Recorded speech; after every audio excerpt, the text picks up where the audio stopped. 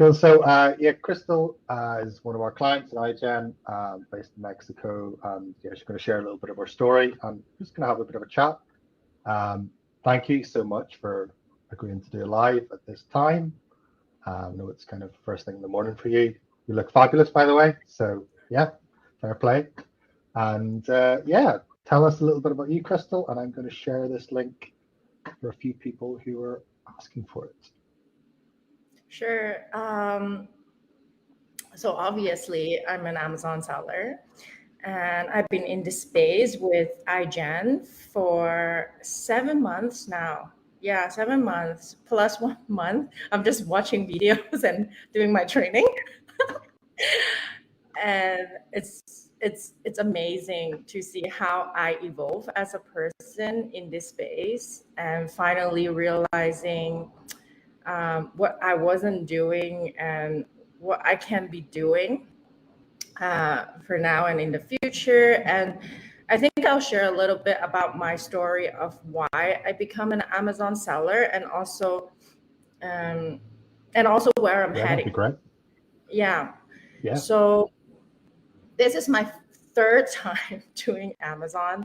The past two times was back in university, and I was trying to make a quick buck. So it was in and out, and make some money. And then I was like, oh, it's gonna die. So that's what happened.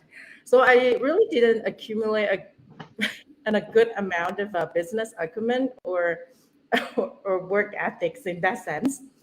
And I'm pretty lucky, as in a way that I always received very good education, grew up as in an engineering family, also trained as an engineer, but never was my calling.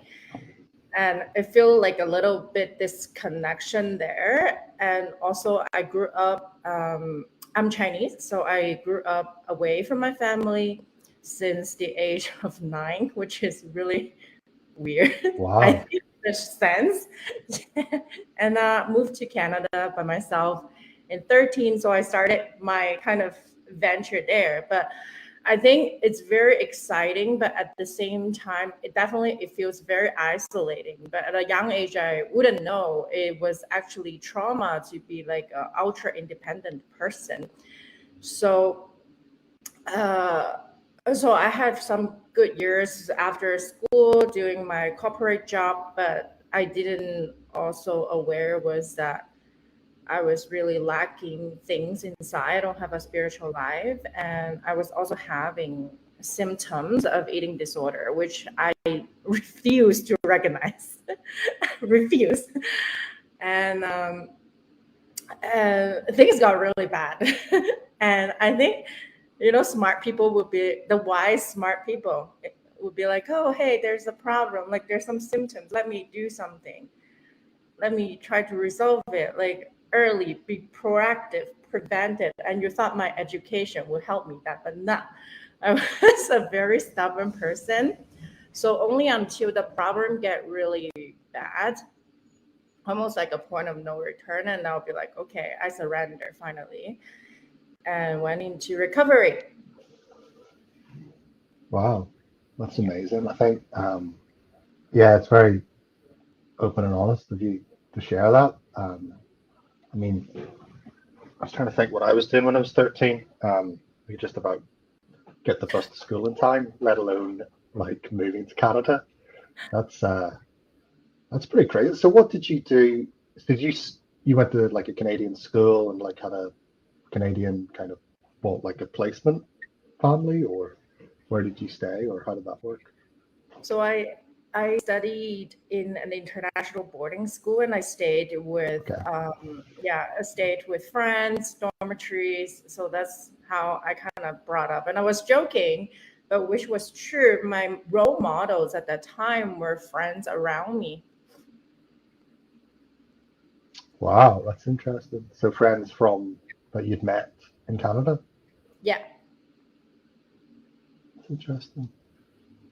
Cool. So you did that until you were what, like 18, 19, 20, and then went to university? Yeah. And then I went to the French part of Canada because I was tired of the English part.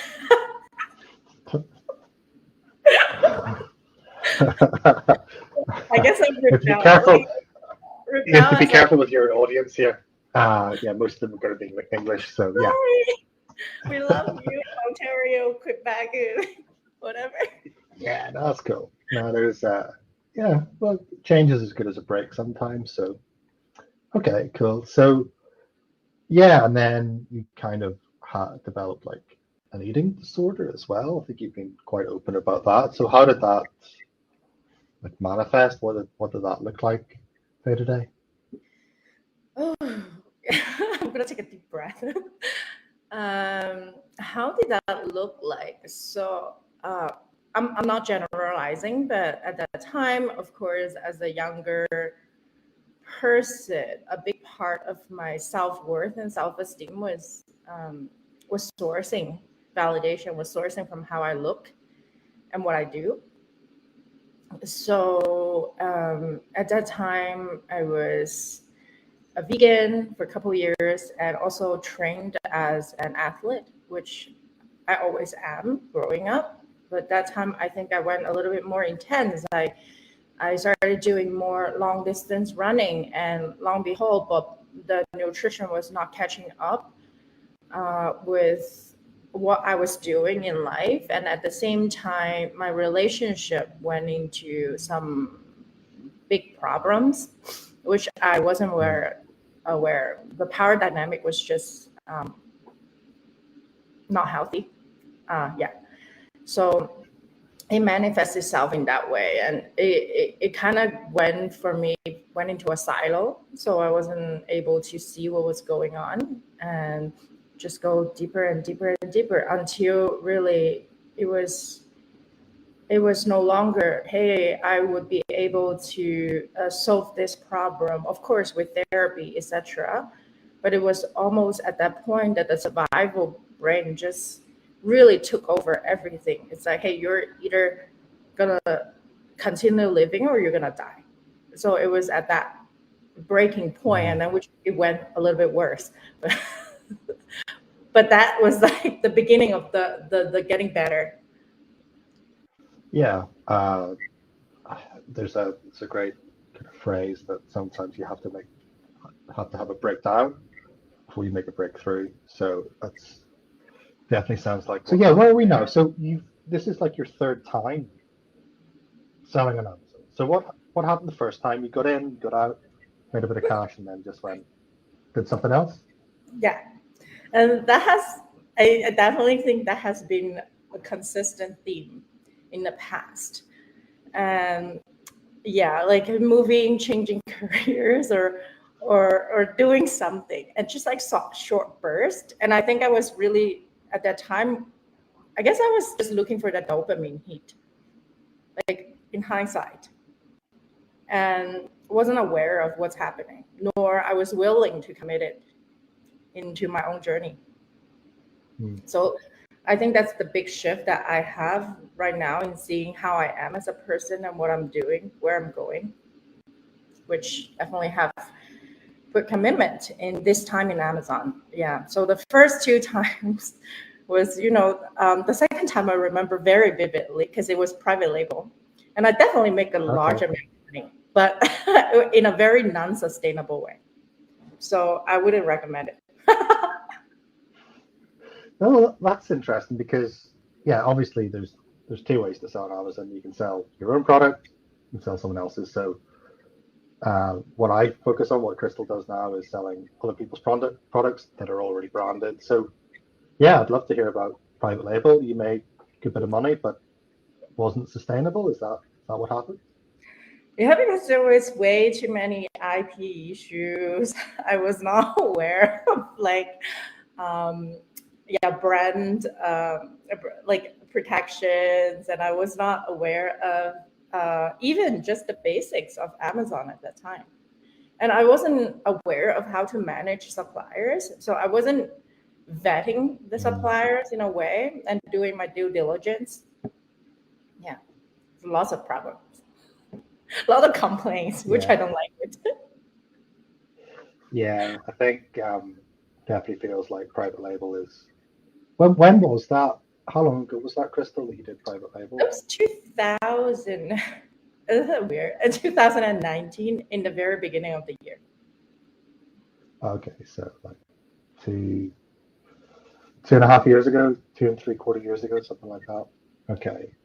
And then when did you decide to go back to Amazon? What was that, lockdown, or what was the reason there? So it was very different motivations for me after my recovery. I was very committed to my own, well, I'm still very committed to my own self. And I think because of recovery, it opened up my eyes into different ways of living and what is in the center of my being and what's the guiding light. And it also showed me how much a job, it's like just over broke, what the American says. Just It's, over broke, yeah. yeah, just over broke. It's almost like automatic fitting mechanism, which I no longer willing to participate. So to me, turning back into Amazon was a very conscious choice of, hey, what do I love doing? What does the world need? What problem can I solve? And what I'm good at and can be paid off. Like the ikigai, the Japanese concept of what I can. Oh yes, yeah. Could you talk about that? Because I've heard of it, but I'm not able to kind of quote it. So, yeah, what's it called again? It's called Iki Ikigai. something. Yeah, it's called ikigai. Oh, Ikiga. Okay, so what's Ikiga, and how does that show up in your Amazon business? Sure. So Ikigai talks about the concept of where you can be paid and really having fulfillment from work. So no matter if it's the up and downs, you can embrace it all, but from a place of wholeness. And there are four questions that we really talk about. It's like one, what do you love doing? Two, what you're good at. Three is what can you be paid for this? And like four, I believe it was the continuous growth or the demand of the world. So Yeah, it's like what difference can it make to the yeah, and then there's like the four overlapping things, and then in the middle is Ikiga. exactly. So I found my happy zone. I found my happy zones. It's Amazon. It's e-commerce for sure. I know it's e-commerce because that is something that I know. Like growing up, just love doing. I just love doing this. Like I started selling my stuff when I was that kid in school. Like just like Down getting sweets. every just getting everyone. I wasn't selling to my classmates, so it was not like Gary Vee or any like big giants. They were like, "Oh, I'm gonna sell it to my classmates." No, I was the person who comes into the school and be like, "Oh, hey guys, there is like a market over there, and then I think they're doing like government sponsor stuff. We can do it. I think we can rent a space. Like, I think I'm gonna rent a space, and this is how much it's gonna cost. Maybe you can come in and we can split." So every year, like Chinese New Year, we would do that. And then in school, I remember I was proposing to the student council, "Oh, hey, this is gonna how we're gonna generate revenue for like for nonprofits or for drives." And so so yeah, so then I would do that, and then I would persuade people, and then I'll be like, "Oh yeah, everyone can chime in for like a amount of money to buy the stocks, and then we sell it, and then we can split the Yeah, revenue." yeah, yeah. So you were doing that like back in the day, back in school, when you were at school. My mom told me I started probably like 6 or 7 when I got my first my first bank the statement, the deposit statement, like the little book for the transactions, Oh, like okay. deposit. Yeah, yeah, like I was magical. Magical. Love it. Awesome. Cool. So yeah, like where are we now? So you started this year then, and then you joined us what, like a couple of months later, is that right? Yeah. Cool. So how have you found things?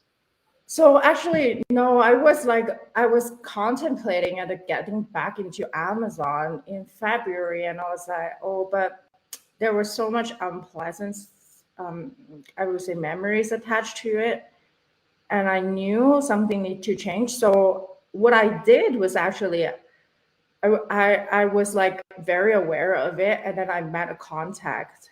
That's how I met Look and the iGen group, and that's how I kind of know, oh hey, like this group can help me with whatever whatever things I was going through before, like solve all my problems.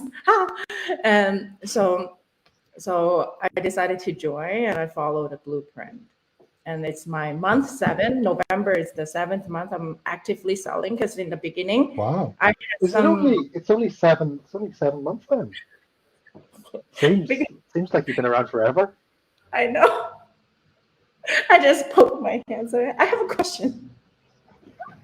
Yeah, you definitely win the award for most questions. Definitely win that award. I think the whole pose in the mastermind is like at least all my questions. Oh my Love god. it. Yeah.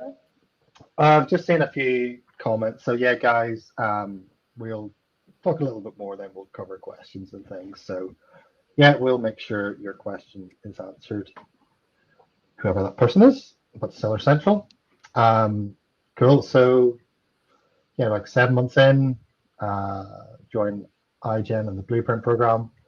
Yeah, I think you've been getting a lot from the coaching with Eamon. How have you found that?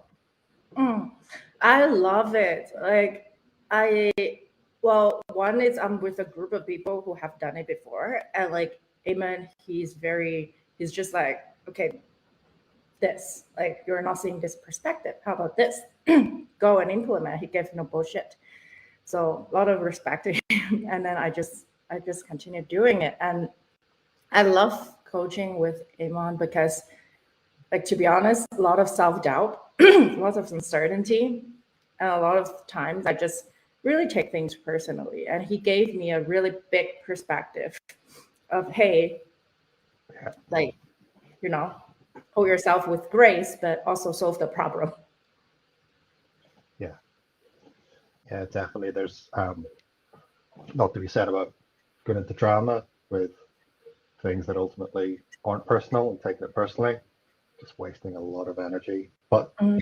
very easy to do that. You know, it's kind of a default as well. So yeah, some great perspective there. I think it might have been Gary Vee who was asked once, you know, what's the best way to get out of your comfort zone? And it's to surround yourself with people who have already done what you want to, because they have that perspective, you know. So yeah, glad you're getting some value from it and asking lots of questions. Love it. And I actually have a great news. So actually, it's 6 months and 10 days, 11 days. I'm in Amazon, and I made today. Woke up 30,000 sales. Wow, I'm pretty that's happy. awesome. That's epic. Epic. Love it. Yeah, Absolutely love it. I'm like, okay, poof, this is the testimony. Love it. Love it. Awesome. Cool. So what's the next milestone? Mm. Ooh, so I'm really committed to my Amazon now, and I yeah. So for me, all my energy right now, other than the jokes that people make for me dating, but it's okay. It's all on Amazon. It's all on Amazon, and I see large potential of how it marries with my future goals, and I also see large potential of how I can support people around me and a community. Maybe I wanted to give back in, and also people who are not aware, but maybe really it was in the same boat as I do, like struggling, like, hey, looking for a solution, like wanting to commit to oneself and not wanting to go back to corporate, especially after healing when you realize how dysfunctional things were before. Yeah. Yeah. There's a couple of things that you've mentioned there, and I'll talk about what we're going to be doing over the next while in terms of like project I'm running. I'm calling it the Commit Project. You've mentioned being committed a few times, but I think the other word that I'm going to pick up on is like your decision and to decide. And I was listening to someone talk about that word, and it's very interesting because when you well, the word itself, decide, comes from the Latin, and the second part of decide, side is Latin for to kill off. So if you think about pesticide, homicide, uh, yeah, all that type of thing. So that part of the word is to kill off. So when you decide or when you commit to the future, you're deciding on not what you're going to do, but a lot of what you're not going to do and what you're not going to bring with you. So I think that's been key for you to decide, corporate is not for me. I'm making a decision on that. I'm deciding that's not for me. That's getting left behind. I'm going forward with what I want to take into my future. So it's really interesting that you said that. And yeah, in terms of committing, committing is massive. And I'll be covering this in a bit more detail in the next few weeks, but we'll be, yeah, running something to help people commit to a better future with basically some massive reassurance that just makes it a no-brainer. So yeah, really looking forward to getting stuck into that. We're doing a lot of content on that, and yeah, Eamon's involved. The other people are going to be involved in it as well. So it'll be lots of fun. Yeah, could be good fun. Cool. So yeah, we are kind of caught up to where you are now then. So you just passed milestone this morning. Awesome. You're looking at like having an impact locally with charities and things like that and others around you. And yeah, just you're looking just to continue on and just grow the business. What does the business look like at the moment? Is it just you or do you have a team? So right now, I actually have a VA that's coming in. Well, that just got about to be signed. So coming in to help me, and I have passed VA before too, and then they left because of goal orienting problems. With not problems, I would just say differences.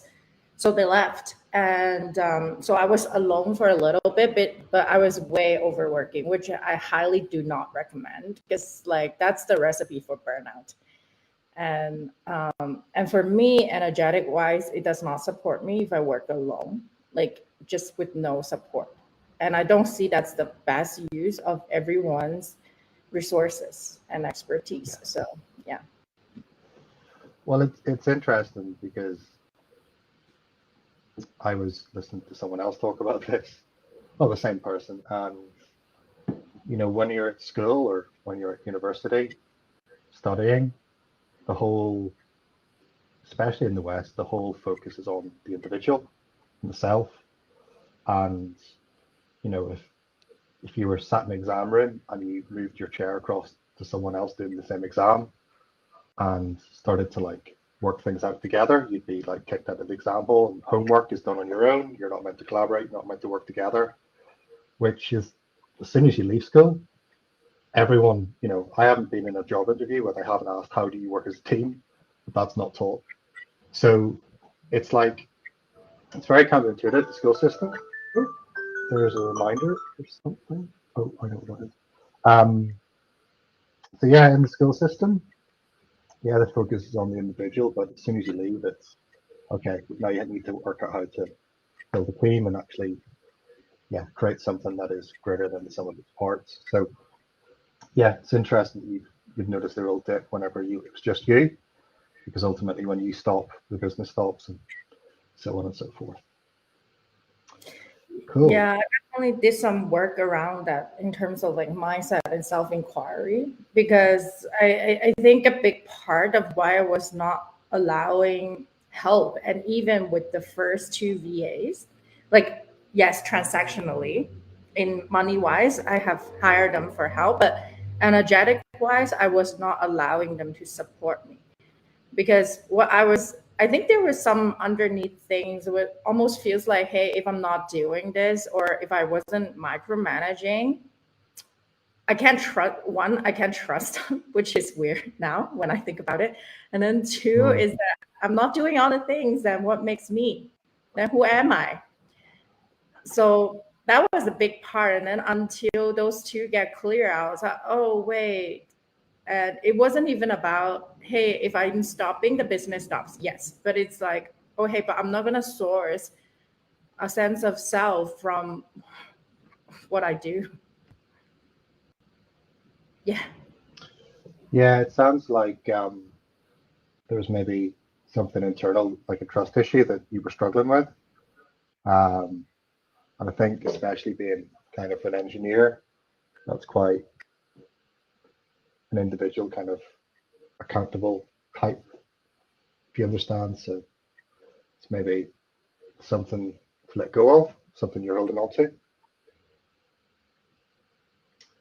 Interesting. Cool.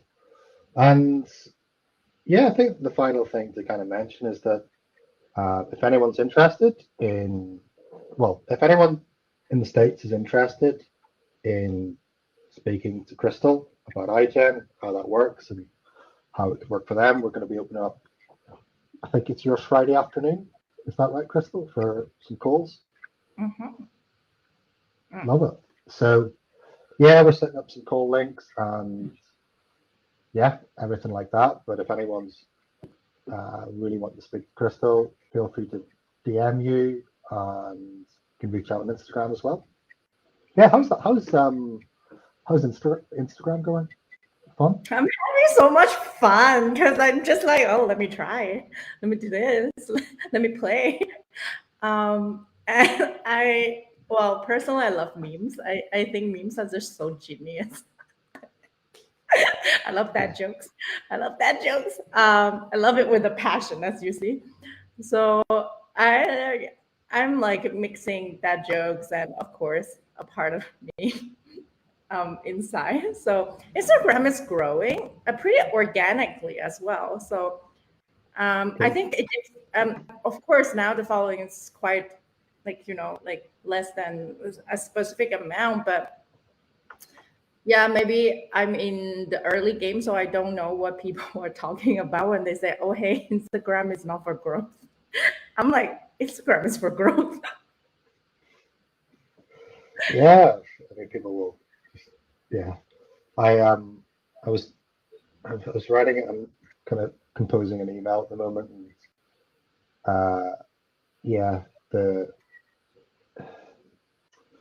the tagline. It's like don't confuse sincerity with truth because people can be sincerely wrong. So even if someone says something to you with confidence, and there's a lot of this on social media, especially when it comes to running a business or running a business on Amazon, it's like, they'll tell you something for certain, this is how it is, and it's a lot of the times it's not quite true. So yeah, I'll drop a little link to your Instagram account. And yeah, if you want to reach out to Crystal, if you're based in the States, to yeah, have a chat. Cool. So yeah, we've got a few questions and things, and guys, we've got quite a few people watching. So yeah, we'll hang around for as long as we can and ask ask questions and answer them. So yeah, guys, let's have a look. We've got people in London, people in South Wales, and Ree. Yes, Ree, you're very welcome. Complete newbie. So it's probably a good piece of advice, Crystal. Obviously, you're still quite new. You're less than a year. Suppose you're a wee newbie. What advice would you give to someone like Ray who's just starting off? Oh, Mm, I, I, oh, um, yeah, get a group. Period. It makes the journey a hell lot more enjoyable. And then also, you really, it's almost like the shortcut to life. It feels like cheating, but it is the shortcut to life. So when you say a group, is it like people that you would talk regularly with about Amazon, or is that what you mean? I not talking, but people who are doing, who are actively Mm, doing, demonstrating. big difference. People can talk about all they want, like including myself. I can talk about all I want, but am I doing it? No. Yeah, great advice. Talk's cheap. Talk's cheap. Cool. So, question about sourcing. Would love to know the strategies you guys implement to source those high margin products. So, Crystal, do you want to cough up a few secrets? Do you have any secrets to share? I don't know if I have few secrets to tell. I think it really depends on high margins. And it's not only about the margin. I think at one point I was really looking at the margin and then I missed the sales volume. And then it depends on what you're looking for in your business, right? Cash flow is a big thing, which I learned later on. And I think that's why now I feel Absolutely. more comfortable in doing what I'm doing. But focusing on just margin, I wouldn't recommend it. And of course, if you're focusing on margin and then the sales volume, then it comes down to the basic of understanding the software. Keep us, ask people, talk, look for things, Google. Yeah. I think I'll go back to kind of what you said at the start because it's really interesting, and I think definitely if you're starting off, it's like, yeah. So obviously we talk about margin, ROI, and sales velocity. So if you're new and you want to kind of get a bit more detail on that, feel free to book in a call with us or Crystal if you're based in the States, and yeah, we'll get a time to suit everyone. But really, there is how can I put this? So with arbitrage, it's all about building like a portfolio. So, there's some items that we sell that have small margin, but they sell pretty quickly. We also sell things that sell twice a month with high margin and high profit. Well, high margin, and then there's also other things that we sell that might not sell that often, but it's like massive profit, so big ROI. So the good thing with arbitrage is that you can kind of pick your weapon of choice. And like Crystal was saying, I mean, if you're just relying on high margin products that are slow selling, your cash flow will be affected and you'll run out of cash before it starts to come back. So you do need to balance it with faster selling items at maybe lower profit, but it gets your cash back and gives you more data. So there is a real balance, and there's no right or wrong answer. You can make a business off fast selling items, and that's all that you do, or you can make a business off slow selling items with high profit or high margin. So it's, there's quite a bit to do and quite a bit to learn. So it's, in terms of the strategies, yeah, the first thing that you'll need is software to actually understand. Yeah, SaaS. I mean, I'll quote SaaS's kind of advert. I suppose it's, does this sell? Can I sell it? And can I make a profit? Something like that. So it'll tell you all of those things. It will tell you how often it sells, what it sells for, average sale price, sales velocity. It'll tell you if you can sell it, and then it'll also tell you if you can make a profit as well. So it's a great piece of software. We really rely on it. So that's the first thing. You need to understand that. You also need Keepa. You need to really understand Keepa. Something could look great on SaaS, but you need to do a little bit more of a deep dive and actually get to the point where you know who's holding the buy box, what their average sale price is, and if your break even is above that, then it's probably not worth buying it, because that person can come back. Say that person leaves the listing, for example, and for a month, and you're going to source it, and your break even is 15 quid, but they regularly sell it at 14, then you're going to be stuck with an item that gets tied up because you haven't dived deep enough into Keepa. That's where the Keepa is key. You need to understand all of that and take your time with sourcing and basically everything like that. So it's a great question. In terms of strategies and how to find them, high margin, high margin's different to high profit. So I mean, you could buy something for 50p and sell it for, 7. That's high margin. That's high ROI, I suppose, but it's not high profit. So it's the same. It's the same kind of strategy. You've got reverse sourcing, manual sourcing, cashback sourcing, newsletter sourcing, Google, yeah, everything. So there's not really one strategy that will get you a high margin product. What you can do is you can look at what you're currently selling, what is high margin, and look for similar products like that, if that's what you want to do, and build out your portfolio that way. Cool. Yeah, great question. See here. So I'm puzzled. I have the Seller Central app, but can't find your prices. I hope you can't find my prices because that would mean you've hacked into my system. And yeah, I don't need that. Not in Q4. I'm happy to get suspended in January, but not in Q4. Yeah, I don't need a hacker in my Seller Central. So, but can't find your prices. Yeah, Seller Central does take a bit of time to get familiar with, and it will. Yeah, you will get better at it. It just takes time to, and it has actually changed quite recently as well, which hasn't been particularly helpful. I think it has changed in the US as well. Crystal, slight change. Yeah. Okay. Cool. Someone saying my question. I'm not sure who that was. Leave that up here. So anyone that wants to follow the Amazon girl next door. Yeah, guys, we've got still quite a few people watching. So feel free to ask any other questions. Let's just see. So yeah, Crystal, what does next year look like? Obviously, we're in Q4 and everything's flying. You're going to build your team up next year, or what's the plan? Yeah, so I'm gonna build up at least one more VA to help to do the admin part of the work. And right now, it's very interesting. So as I mentioned, I'm in the process of change of who I am and what I'm doing. So I'm excited. I feel like I'm co-creating. I'm pretty woo. I feel like I'm co-creating with the universe. So I'm allowing that to come in as well with, of course, my sales goals, margin goals, etc.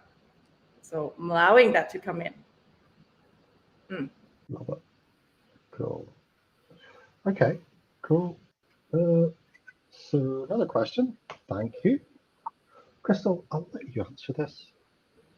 How do you allow for shipping costs when you're sourcing the cost of initial shipment when you're purchased from, say, Argos? So I believe, if I'm reading correctly, it's the shipping fee from the supplier to you.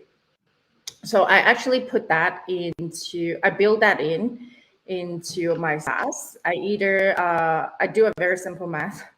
I just divide it by the number of units I have, and then I input it there and see if it's making a profit. Mm-hmm.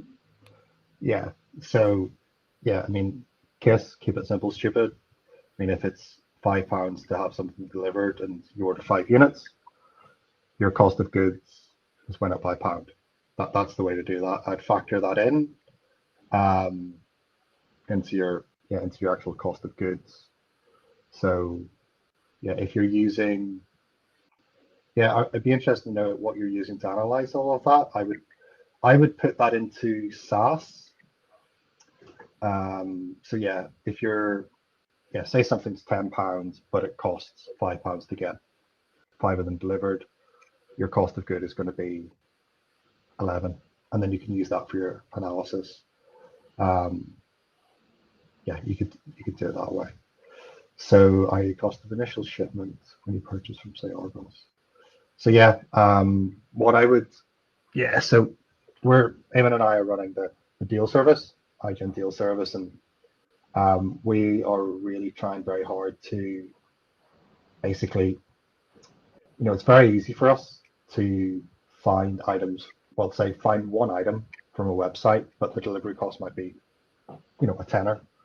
So what we're focusing on at the moment is to basically spend more time on the same site, um, so that there's more deals coming through. So what I would say is if you source from somewhere and there is like a delivery cost, I would recommend to spend more time on that website or look back at previous orders and Mm-hmm. replenish previous things that you've bought so that you're basically mitigating that cost as small as you can and doing it that way. So yeah, that's how I would account for that.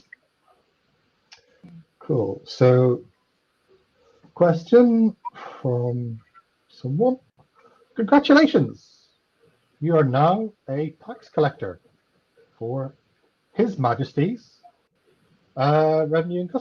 Revenue and Customs. So congratulations. Something is obviously going very well. You've scaled your business to a point where you're now able to pay an extra tax on everything. So I want to get that registered in the UK. Congratulations. What should I change since margins will shrink?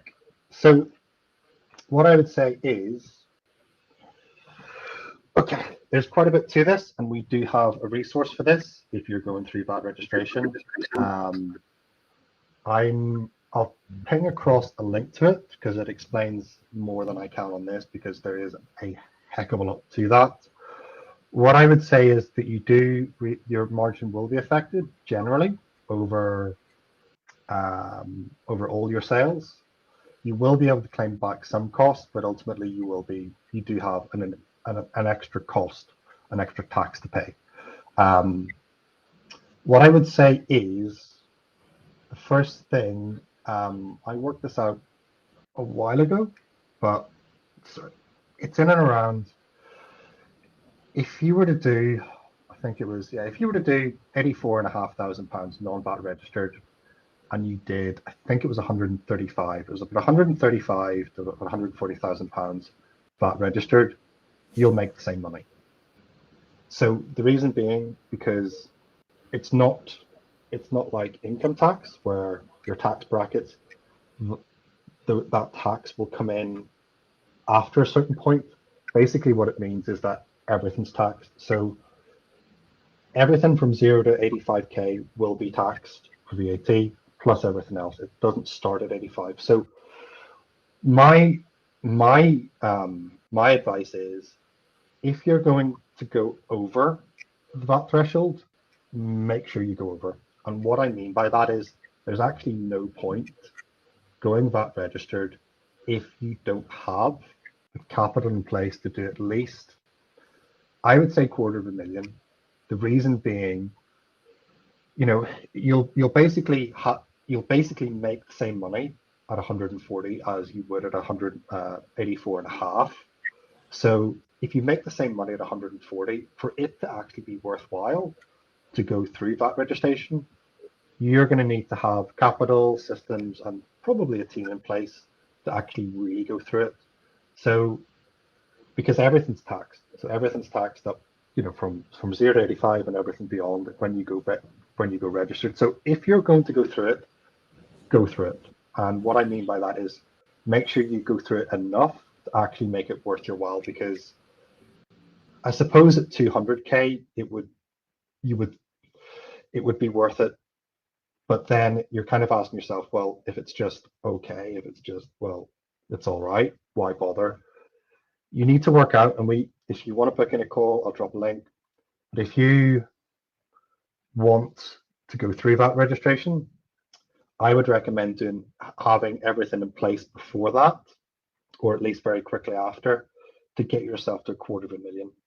The reason being, it's like to go through all the rigmarole of your VAT returns, all the paperwork, all that type of stuff. It's not worth all of that just to kind of make the same money or even just a little bit more. You actually want to make all this worth it because it is, yeah, it's a real pain in the backside. I'm sure there's some psychopaths out there that enjoy doing all of that, but I I don't. It's not fun, and it's a lot of money as well. So the first thing is you're going to need to basically commit, and I know I bang on about commitment. you need to commit to actually going over your VAT threshold. And that's what I mean by that, because if you just register for VAT and maybe do 100, 110, you'll be worse off. And you'll have spent money on accountants, you'll have spent a lot of time doing all this for less money. So you need to be in a position where you're prepared to do the extra work or put the extra things in place to get to 200 to 250 turnover, because it's not worth it. It's not worth it if you're not going to do that. So that's the first thing. You need to commit to that. And then you also need to have your resources and everything in place. So yeah, I talked about quite a bit. I'll drop in link to book a call. We do have like a standalone resource for people just going through VAT registration. It's 300 quid. It talks through everything you need to know, everything that you need to do your reclaim, everything you need to do, absolutely everything. And it's you'll be able to set up a system that I still run, that you'll be able to run to whatever level you want to take it. So very, very useful, well worth the 300 quid. And yeah, I'll pop a link for that after the live. So thank you for that question. Cool. So have SaaS, just hadn't seen it mentioned any of the training. No worries to that person. So yeah, in terms of what you should change, it's not really what you need to change per se. It's more kind of to commit to go to the next step, if that makes sense. So yeah, hopefully that makes sense. But it's okay for Crystal. Crystal sat there. She doesn't need to pay VAT. Crystal's like, VAT, what's that? Yeah, it's a tax in the UK. So yeah, also short for vodka and tonic as well, also known as vodka and tonic. Yeah, VAT, not fun whatsoever. So yeah, Crystal, is there anything else that you want to cover? Anyone interested in speaking to Crystal based in the States? Because I know quite a lot of people watching this in the States at the moment. So yeah, anything you want to leave on and just sign off on, Crystal? I think there's so many Amazon sellers in Mexico. I think we should have a powwow. Power. Yeah. Yeah, be like Mexico. Yeah, there you go. So you've all cordially been invited to the coolest street in the world. You can stay at Crystal's house.